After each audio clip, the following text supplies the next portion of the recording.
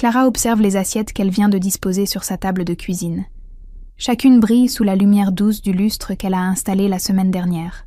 Elle sourit en passant la main sur le bois poli, sa première vraie table, dans sa première vraie maison. L'odeur du bœuf bourguignon remplit l'air depuis hier soir. Elle a suivi à la lettre la recette de sa grand-mère, celle qu'elle a recopiée de mémoire, après que sa mère ait égaré le carnet familial. Le thym et le vin rouge se mélangent dans un parfum qui lui rappelle les rares moments de bonheur de son enfance. Ses mains tremblent légèrement en ajustant les verres. Thomas va enfin rencontrer sa famille. Et puis, il y a les fiançailles d'Émilie à célébrer. Clara veut que tout soit parfait dans cette maison de 47 mètres carrés qu'elle a payée au prix de 3 années sans vacances. Le carillon de l'entrée la fait sursauter. Sa mère entre sans attendre, renifle l'air et plisse le nez. Il y a une odeur bizarre ici. Clara sent son sourire se figer. Elle porte encore son tablier taché de sauce. « Bonjour maman, c'est le bourguignon, comme grand-mère le faisait. » Sa mère hausse les épaules et s'installe dans le salon. 20 minutes plus tard, Émilie débarque avec Julien et ses futurs beaux-parents. Tous impeccablement habillés, parfaitement coiffés. Clara réalise soudain à quel point elle paraît négligée à côté d'eux. « Alors, c'est ici que tu vis maintenant ?» demande Émilie en regardant autour d'elle. « C'est mignon. » Thomas arrive pendant qu'il s'installe. Clara le présente, le cœur battant d'espoir et de fierté. Il serre les mains avec politesse, complimente la décoration. Elle l'aime encore plus en cet instant. « À table !» annonce Clara en retirant son tablier. Elle s'apprête à s'asseoir quand sa mère lève la main. « Clara, tu mangeras après nous, tu sais bien. » Le silence tombe comme une chape de plomb. Clara reste debout, la cuillère de service suspendue dans l'air. Elle ne comprend pas. « Maman, c'est chez moi. » « Justement, ma chérie. En tant qu'hôtesse, tu sers tes invités d'abord. » Émilie glousse en échangeant un regard complice avec Julien. « De toute façon, Frangine, ce qui restera sera bien assez pour toi. » Les rires éclatent autour de la table. Les beaux-parents d'Émilie sourient avec indulgence. Thomas regarde Clara, stupéfait. Clara reste immobile, tenant toujours la cuillère. L'odeur de son plat mijoté pendant 8 heures lui donne maintenant la nausée. Elle comprend qu'ils ont planifié cette humiliation, dans sa propre maison, devant l'homme qu'elle aime. Quelque chose se brise en elle. Elle se dirige vers la poubelle avec une lenteur délibérée, prend le plat principal et le verse méthodiquement dedans. Le bœuf bourguignon s'écrase au fond avec un bruit sourd, puis les légumes glacés, puis la tarte aux pommes qu'elle a pétrie ce matin. Voilà, maintenant personne ne mange. Sa voix est d'un calme terrifiant. Elle ouvre la porte d'entrée et se tourne vers sa famille pétrifiée. Vous pouvez partir. Sa mère se lève, livide de rage. Tu n'oserais pas nous mettre dehors? Tu es devenue folle? Clara la regarde droit dans les yeux. Pour la première fois de sa vie, elle ne baisse pas le regard. Si, j'ose. Que va-t-il se passer maintenant que Clara a osé défier sa famille? Clara s'effondre contre la porte qu'elle vient de refermer. Ses jambes ne la portent plus. Le silence de la maison lui semble assourdissant après les éclats de voix de sa mère qui criait encore dans l'escalier. Ses mains tremblent de façon incontrôlable. Son cœur bat si fort qu'elle l'entend résonner dans ses tempes. C'est son corps qui évacue l'adrénaline du conflit, elle le sait. Mais comprendre n'aide pas à calmer cette sensation d'avoir sauté dans le vide. L'odeur du bourguignon gaspillé monte maintenant de la poubelle. Ce parfum qui l'avait rendue si heureuse quelques minutes plus tôt lui donne la nausée. Elle réalise qu'elle vient de franchir une ligne invisible, celle qu'elle n'avait jamais osé dépasser en 28 ans. Cette odeur déclenche un souvenir brutal. Elle avait 11 ans, l'anniversaire d'Émilie. Sa mère avait préparé exactement le même plat, dans leur ancienne cuisine aux murs jaunis. Quand Clara avait voulu se resservir, sa mère avait retiré son assiette d'un geste sec. « Tu as assez mangé. » Émilie avait ri de son rire cristallin d'enfant gâté. Clara avait pleuré de faim cette nuit-là, le ventre vide et le cœur gros. Le lendemain matin, sa mère s'était assise au bord de son lit. « Si tu ne pleurnichais pas tout le temps, on serait plus gentil avec toi, ma chérie. » Clara se redresse péniblement. Ses jambes flagellent encore, mais elle doit nettoyer, effacer les traces de ce désastre. Peut-être que si elle range tout, elle pourra faire comme si rien ne s'était passé. Le carillon retentit. Clara sursaute, persuadée que sa famille revient à la charge. Elle ouvre prudemment. C'est Sophie, sa meilleure amie, une bouteille de rosé à la main et l'inquiétude peinte sur le visage. J'ai croisé ta mère dans l'escalier. Elle m'a dit que tu avais fait une crise de nerfs. Elle parlait d'appeler un médecin. Clara sent ses yeux s'embuer. Sophie entre et referme doucement derrière elle. Raconte-moi ce qui s'est vraiment passé. Clara hésite. L'habitude de minimiser, d'excuser, de porter la faute lui colle à la peau comme une seconde nature. Puis les mots sortent d'un coup, dans le désordre. L'humiliation, les rires, sa propre maison transformée en tribunal. Sophie l'écoute sans l'interrompre, son visage se durcissant au fur et à mesure du récit. Putain, Clara, il était temps. Ces mots simples libèrent quelque chose en Clara. Pour la première fois, quelqu'un ne lui dit pas qu'elle exagère, qu'elle devrait comprendre, qu'elle devrait pardonner. Sophie la serre dans ses bras pendant qu'elle sanglote. Puis elle l'aide à nettoyer les débris de vaisselle que Clara n'avait même pas remarqués. Dans sa rage, elle avait dû casser quelque chose sans s'en rendre compte. « Tu sais que Thomas était là, n'est-ce pas ?» murmure Sophie en ramassant les morceaux. Clara lève les yeux, paniquée. « Qu'est-ce que tu veux dire ? Il était garé devant l'immeuble depuis 10 minutes. Il hésitait à monter à cause de toutes les voitures de ta famille. » Le sang de Clara se glace. Thomas a tout vu. Il a assisté à son effondrement, à sa folie, à cette scène pathétique où elle a détruit un repas entier comme une enfant capricieuse. Elle se précipite à la fenêtre du salon. La voiture de Thomas est toujours là, moteur éteint. Elle distingue sa silhouette immobile au volant. Leurs regards se croisent à travers la vitre. Dans ses yeux, elle ne lit ni pitié ni jugement. Quelque chose d'autre. Quelque chose d'indéfinissable, qui ressemble à une reconnaissance troublante. Thomas sort de sa voiture et se dirige vers l'entrée de l'immeuble. Clara entend ses pas dans l'escalier, puis sa clé dans la serrure. Il entre sans un mot et commence méthodiquement à l'aider au nettoyage. Il ne pose aucune question, ne fait aucun commentaire. Il ramasse simplement les morceaux de sa vie brisée avec une précision qui la bouleverse. Quand tout est rangé, il se tourne vers elle et la regarde droit dans les yeux. Mes parents aussi me faisaient à manger en dernier, jusqu'à mes 15 ans. Clara sent le sol se dérober sous ses pieds. Ils ne se sont pas rencontrés par hasard. Pourquoi Thomas ne lui a-t-il jamais parlé de son enfance ?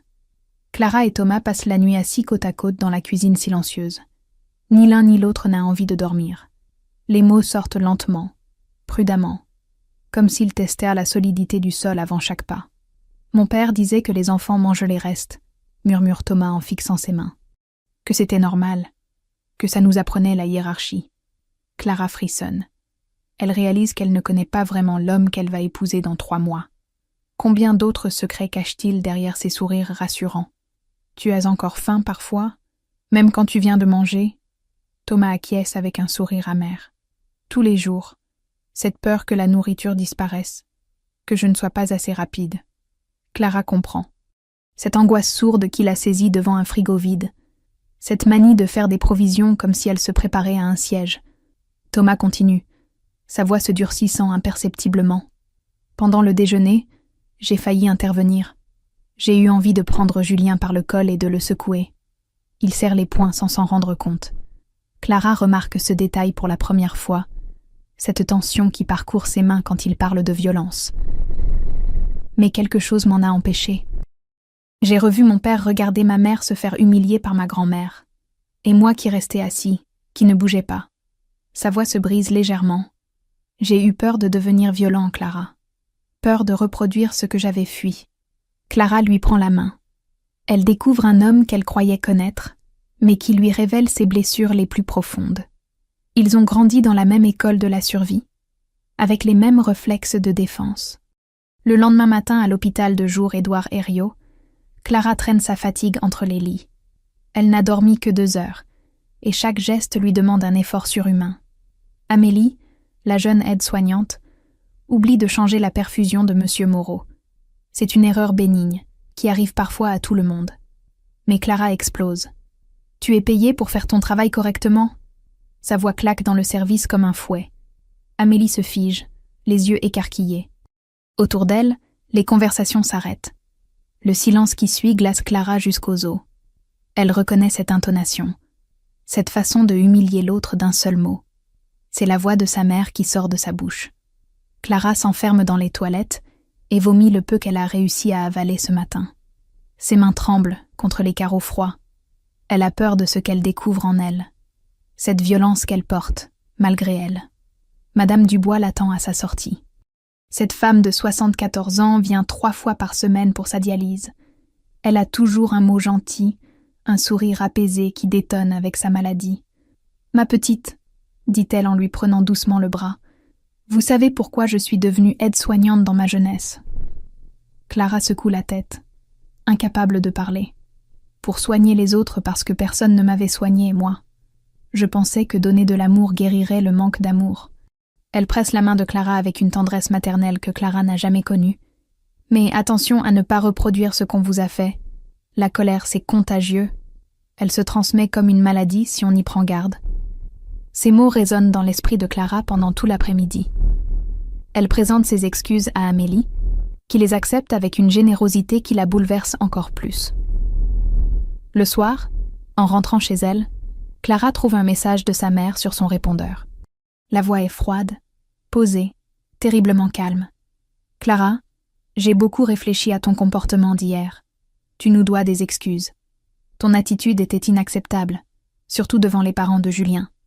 Je comprends que tu puisses être stressée par ton travail, mais cela ne justifie pas de traiter ta famille de cette façon. Rappelle-moi quand tu auras retrouvé tes esprits. Aucune remise en question, aucune empathie, aucune reconnaissance de ce qui s'est passé. Juste cette certitude absolue d'avoir raison, cette capacité à retourner la situation pour se poser en victime. » Clara efface le message et s'assoit lourdement dans son canapé.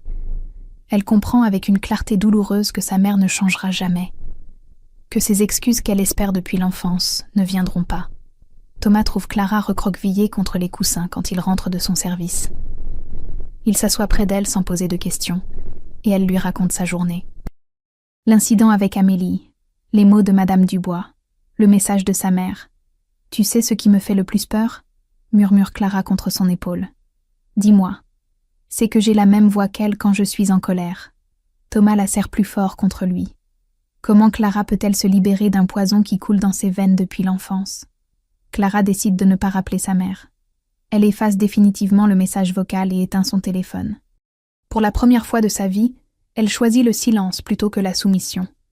Mais sa mère ne reste jamais dans l'expectative bien longtemps. Le lendemain soir, elle passe à l'offensive avec la subtilité d'une manipulatrice expérimentée. Elle appelle Thomas directement. « Thomas, c'est la maman de Clara. J'espère que je ne vous dérange pas ?» Sa voix est mielleuse, teintée de cette inquiétude maternelle parfaitement calculée. « Je m'inquiète beaucoup pour ma fille. Elle a toujours eu tendance à dramatiser, vous savez. Depuis petite, elle invente des histoires pour se rendre intéressante. J'espère qu'elle ne vous fait pas le même coup. » Thomas raccroche, mais le doute s'immisce en lui comme un poison lent. Il commence à observer Clara différemment sans s'en rendre compte. Il guette ses réactions, analyse ses émotions avec l'œil clinique qu'il utilise pour vérifier les équipements biomédicaux de l'hôpital. Clara le sent. Cette nouvelle distance, cette façon qu'il a maintenant de la regarder comme si elle était fragile ou instable. Elle se met en hypervigilance, épie chacun de ses gestes, chacune de ses paroles. C'est le cercle vicieux classique des couples où l'un commence à douter de la santé mentale de l'autre. Plus Clara se surveille, plus elle paraît tendue. Plus elle paraît tendue, plus Thomas doute. Le jeudi soir, Émilie débarque sans prévenir. Elle porte une robe qui flotte autour de son ventre encore plat, mais ses mains se posent protectivement dessus dans un geste qui ne trompe pas. « Tu vas être tante », annonce-t-elle avec un sourire éclatant. 14 semaines. Enfin, si tu redeviens fréquentable. Clara sent son cœur se serrer. Un bébé, le premier de la nouvelle génération, un être innocent qui grandit déjà dans cette famille toxique. Félicitations, murmure-t-elle. Mais Émilie n'est pas venue pour partager sa joie. Elle s'assoit sur le canapé comme si elle était chez elle et croise les jambes avec élégance. J'ai besoin que tu présentes des excuses publiques avant mon mariage dans 6 semaines. Clara se raidit. Des excuses pourquoi? Tu as humilié Julien et ses parents. Ils se demandent dans quelle famille ils mettent les pieds. Ma belle-mère a même demandé si tu avais des problèmes psychiatriques. Chaque mot est choisi pour blesser. Émilie maîtrise cet art depuis l'enfance. Clara tente d'expliquer sa souffrance, de faire comprendre à sa sœur ce qu'elle a vécu. Mais Émilie retourne habilement chaque argument. Ta souffrance ? Moi, j'ai souffert d'avoir une sœur qui gâchait tous nos repas avec ses caprices. Maman était obligée d'être ferme avec toi. Tu ne te rendais pas compte de l'ambiance que tu créais. Cette réécriture de l'histoire déstabilise Clara, plus que la violence brute. Émilie transforme chaque humiliation en leçon de vie, chaque cruauté en acte d'amour difficile. Tu étais une enfant compliquée, Clara. Maman a fait de son mieux avec les moyens qu'elle avait. Le lendemain matin, Dr Moreau convoque Clara dans son bureau. Son visage est grave, embarrassé. J'ai reçu un appel hier, de votre mère. Clara sent le sang quitter son visage. Elle s'inquiète pour vous. Elle dit que vous traversez une période difficile, que vous avez eu des comportements préoccupants récemment. Les mots sonnent comme une condamnation. Clara réalise l'ampleur de la guerre psychologique qui commence. Sa mère ne se contente plus de l'attaquer directement. Elle s'attaque maintenant à sa réputation, à sa crédibilité professionnelle. Docteur, je peux vous assurer que je ne remets pas en question vos compétences, Clara. Mais si vous ressentez le besoin d'aide, n'hésitez pas. L'hôpital a des ressources. Clara hoche la tête et sort du bureau, les jambes flageolantes. Elle croise Amélie dans le couloir, qui la regarde avec une compassion nouvelle. L'information a déjà circulé. Bientôt, tous ses collègues sauront que sa propre mère s'inquiète pour sa santé mentale. Le soir, Thomas rentre plus tard que d'habitude. Il prétend avoir eu une urgence au service biomédical, mais Clara sent qu'il l'évite, qu'il a besoin de temps pour réfléchir. Il dîne dans un silence pesant. Clara pousse la nourriture dans son assiette sans vraiment manger. Thomas mâche mécaniquement en regardant son téléphone. Finalement, il lève les yeux vers elle. « Ta mère m'a dit que tu avais déjà fait des épisodes avant. C'est vrai ?» La question tombe comme un coup près. Clara le regarde, incrédule. « Tu la crois ?» Thomas hésite une seconde de trop. « Non. Enfin, je ne sais plus, Clara. Tu es tellement intense parfois. » Cette hésitation détruit quelque chose en Clara. Quelque chose de précieux et de fragile qu'elle ne pourra plus jamais recoller. Elle comprend que le poison familial a déjà commencé à contaminer son couple. Thomas va-t-il choisir la version de sa mère plutôt que la sienne ? Clara et Thomas vivent maintenant sous le même toit en évitant soigneusement de se parler. Thomas prend ses gardes de nuit quand Clara travaille de jour. Elle fait semblant de dormir quand il rentre au petit matin. La tension flotte dans l'air, comme une présence invisible qui empoisonne chaque geste du quotidien. Ils mangent séparément, laissant des assiettes sales dans l'évier, comme des messages muets de leur échec à communiquer. Clara découvre que vivre avec quelqu'un qui doute de votre santé mentale, c'est marcher sur des œufs en permanence. Le téléphone devient son ennemi. Un à un, les membres de la famille élargie prennent position dans cette guerre qu'elle n'a pas choisie. Sa tante Sylvie l'appelle un mardi matin, la voix chargée de reproches affectueux. « Tu sais, ma chérie, ta mère a ses défauts, mais elle t'a élevée seule après la mort de ton père. Elle a fait ce qu'elle pouvait avec les moyens qu'elle avait. Tu ne pourrais pas passer l'éponge ? Pour la famille ? » Même son cousin Marc, avec qui elle échangeait des blagues par message, arrête de lui répondre. Clara comprend que sa mère a méthodiquement contacté chaque membre de la famille pour présenter sa version des faits.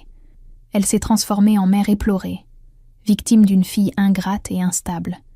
Clara se retrouve progressivement isolée, comme si on l'effaçait peu à peu de l'arbre généalogique familial. C'est Madame Dubois qui lui suggère de consulter un psychologue. Elle discute après sa séance de dialyse, dans cette ambiance feutrée de l'hôpital de jour, où les confidences naissent facilement. « Ma petite, parfois on a besoin d'un regard extérieur pour démêler les fils. Quelqu'un qui ne connaît pas votre famille et peut voir clair. » Dr Martin reçoit Clara dans un cabinet paisible aux murs beige. C'est un homme d'une 60aine d'années, aux cheveux gris et aux yeux bienveillants. Il l'écoute raconter son histoire sans l'interrompre, sans juger. « Vous décrivez ce qu'on appelle un bouc émissaire familial, » dit-il quand elle termine. « Votre famille a désigné un coupable pour éviter de regarder ses propres dysfonctionnements. » Clara découvre qu'elle a un nom, une définition, que ce qu'elle vit n'existe pas seulement dans sa tête. « Je ne suis pas folle. Non, Clara. Vous êtes le symptôme d'un système malade. » Pour la première fois depuis des semaines, Clara respire librement. Elle n'est pas en train de devenir folle. Elle réagit normalement à une situation anormale. Madame Dubois devient sa confidente privilégiée. Pendant une séance de dialyse particulièrement difficile, la vieille dame lui prend la main. J'ai coupé les ponts avec ma sœur il y a 30 ans. Elle me volait mes affaires et disait que je mentais quand je m'en plaignais. Ma mère prenait toujours sa défense. Ses yeux se voilaient de tristesse. Je l'ai regretté chaque Noël, chaque anniversaire. Mais je n'ai jamais regretté d'avoir choisi ma paix plutôt que cette guerre permanente. Le facteur glisse une enveloppe épaisse sous la porte de Clara. Papier crème, dorures élégantes, l'adresse calligraphiée à la main. Le faire-part du mariage d'Émilie. La photo du couple devant l'église Saint-Anisier de Lyon rayonne de bonheur parfait. Julien en costume sombre. Émilie resplendissante dans une robe de dentelle qui cache subtilement son ventre qui s'arrondit. Clara retourne l'invitation. Au dos, écrit à la main dans l'écriture soignée d'Émilie, « Tu peux venir si tu présentes des excuses publiques à maman et à Julien. Sinon, reste chez toi. Tu as déjà fait assez de mal comme ça. » Clara froisse le carton, puis le défroisse et le relit. Les mots dansent devant ses yeux embués. Elle vient de comprendre qu'elle n'a jamais eu de sœur. Juste une complice déguisée qui a participé à son martyrologe depuis l'enfance. Elle s'assoit lourdement à sa table de cuisine et regarde cette invitation qui ressemble à un ultimatum. Clara va-t-elle humilier publiquement pour retrouver une famille qui l'a détruit? Clara annonce à Thomas qu'elle n'ira pas au mariage. Les mots sortent de sa bouche comme un aveu de défaite, mais elle les prononce avec une détermination qui la surprend elle-même. Thomas explose sans méchanceté, mais avec une incompréhension totale. « C'est ta sœur, bon sang. Dans 20 ans, tu le regretteras. » Il arpente la cuisine en gesticulant, ses cheveux en bataille. « Tu ne peux pas rater ça. C'est le mariage du siècle pour eux. Et ton premier neveu ou nièce... » « Ce n'est pas mon neveu, » coupe Clara d'une voix blanche. « C'est l'enfant d'Émilie et Julien. Moi, je ne suis qu'une invitée conditionnelle. » Thomas s'arrête net, la regarde comme si elle parlait une langue étrangère. « Tu dramatises encore. » Cette phrase fait l'effet d'une gifle. Clara réalise que Thomas a choisi son camp sans s'en rendre compte. Il préfère croire que le problème vient d'elle, plutôt que d'accepter la complexité de la situation. « Je vais dormir chez Marc, » annonce-t-il en prenant ses clés. La porte claque. Clara se retrouve seule avec sa décision, la plus difficile et la plus solitaire de sa vie. Le samedi du mariage arrive avec un ciel gris de novembre. Clara reste en pyjama, mange des céréales directement dans le paquet devant des rediffusions à la télévision. Elle ne jardine pas frénétiquement comme dans les films. Elle ne pleure pas non plus. Elle existe juste dans cette bulle étrange, où le temps semble suspendu. Son téléphone vibre par intermittence. Elle le vérifie compulsivement, espérant malgré tout un message d'Émilie qui ne viendra jamais. « J'aimerais que tu sois là » ou « Tu me manques ». Mais son écran reste désespérément silencieux. Vers 14h, les premières photos apparaissent sur Instagram. Émilie resplendissante dans sa robe de princesse, Julien ému aux larmes, la famille au grand complet devant l'église. Clara compte machinalement les visages. 87 personnes. Elle était la 88e. Sa cousine Léa commente en direct. Dommage que Clara ait été malade. Elle aurait adoré cette fête. Le mensonge officiel la blesse plus que l'exclusion. Sa famille a inventé une version présentable de son absence. Une maladie diplomatique qui évite les questions embarrassantes. Clara éteint son téléphone et se recouche. Elle reste ainsi jusqu'au coucher du soleil, dans cette étrange léthargie qui ressemble à un deuil. Thomas rentre le dimanche soir. Il la trouve recroquevillée sur le canapé, une boîte de mouchoirs vide à côté d'elle, et les yeux gonflés. « Tu regrettes ?» demande-t-il doucement en s'asseyant près d'elle. « Chaque seconde, » avoue Clara. « Mais je le referai. » Thomas la regarde avec une expression nouvelle, comme s'il la découvrait. « Moi aussi, j'ai séché l'enterrement de mon père. J'avais 15 ans. Certains choix font mal, mais ils nous sauvent. » C'est la première fois qu'il évoque vraiment son passé. Clara comprend qu'ils ont tous les deux sacrifié leur famille biologique pour survivre.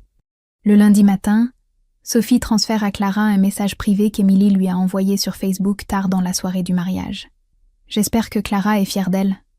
Même absente, elle a pourri ma journée. Julien n'arrêtait pas de demander pourquoi ma sœur n'était pas là. Sa mère a fait des remarques toute la soirée. Merci pour le cadeau de mariage.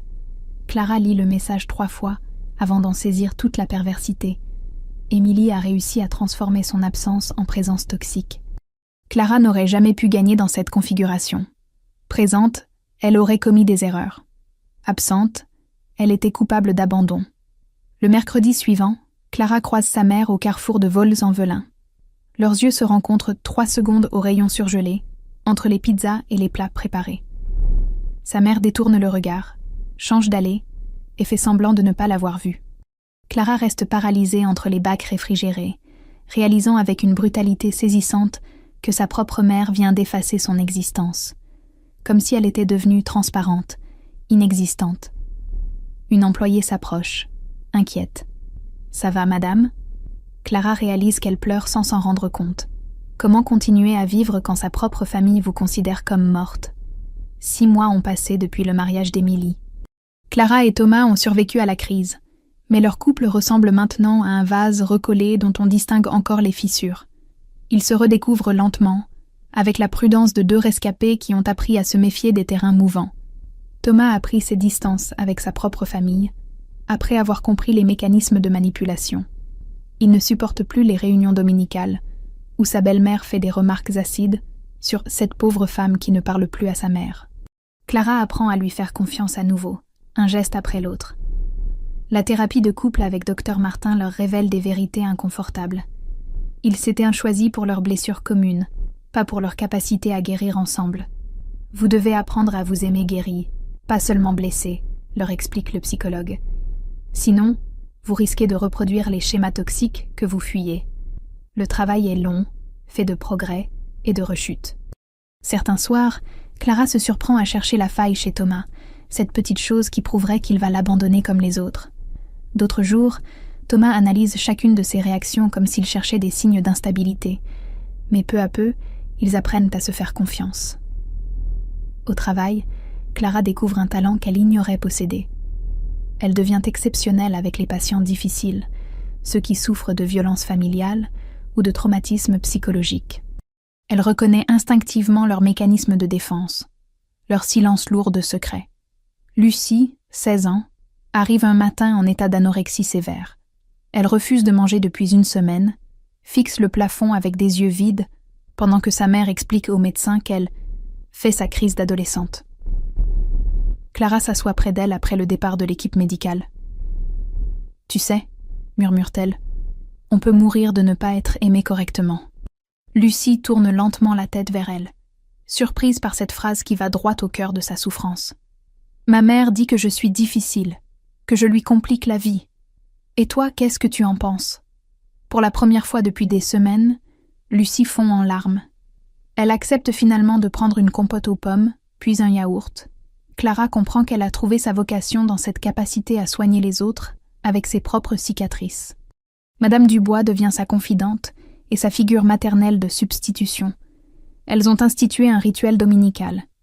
Cuisinent ensemble dans la petite kitchenette de l'hôpital de jour quand Clara est de garde. Ces moments simples apaisent en Clara des blessures qu'elle croyait incurables.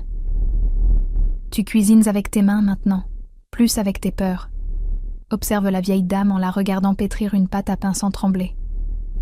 Clara sourit. C'est vrai. Elle a appris à préparer la nourriture avec amour plutôt qu'avec angoisse. Un mardi de février, sa cousine Léa l'appelle en larmes. Émilie a fait une fausse couche à 18 semaines.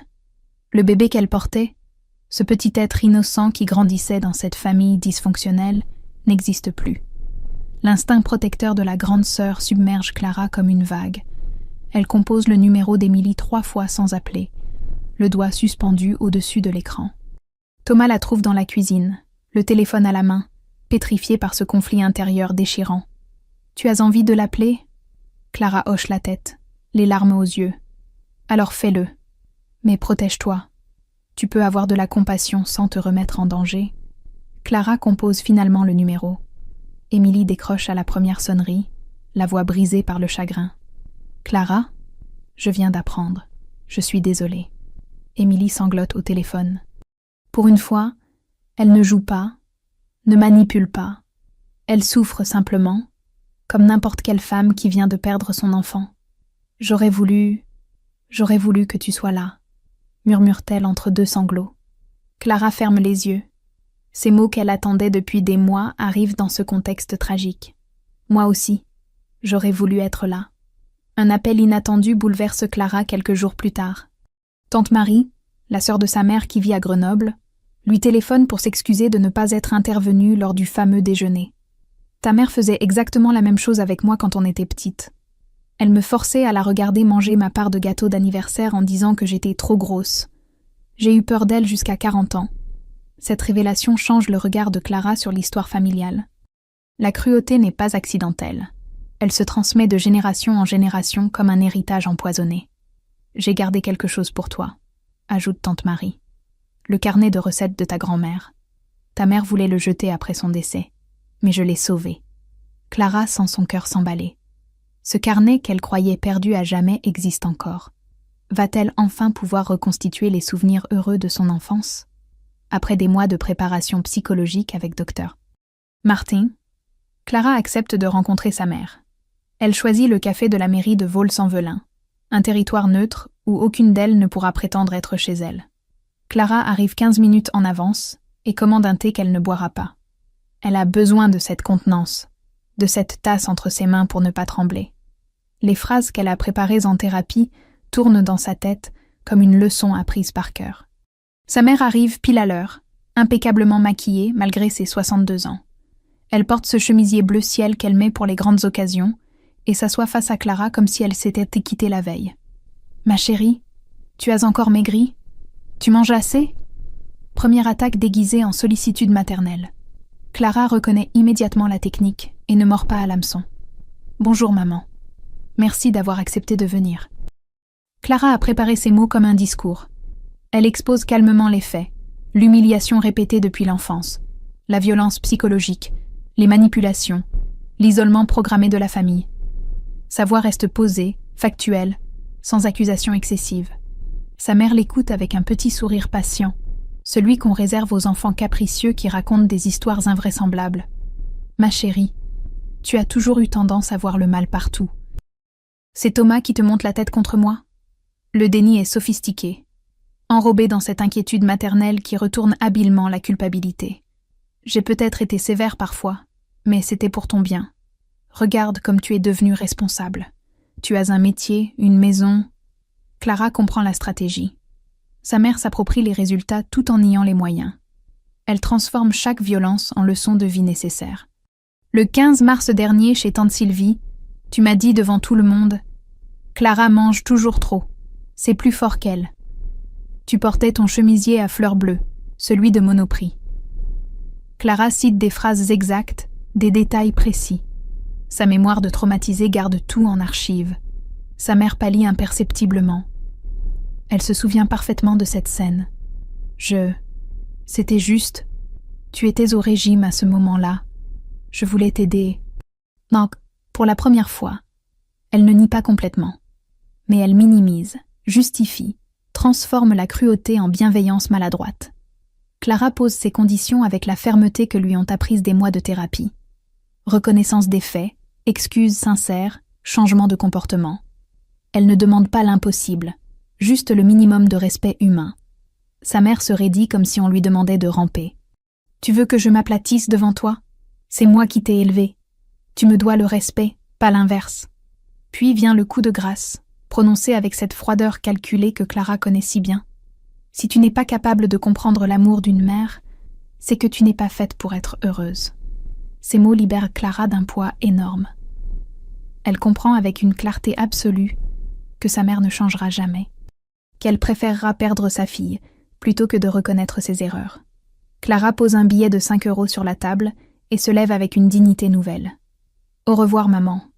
Quand tu seras prête à m'aimer au lieu de me dresser, tu sauras où me trouver. » Elle part sans se retourner, laissant sa mère stupéfaite au milieu du café presque vide.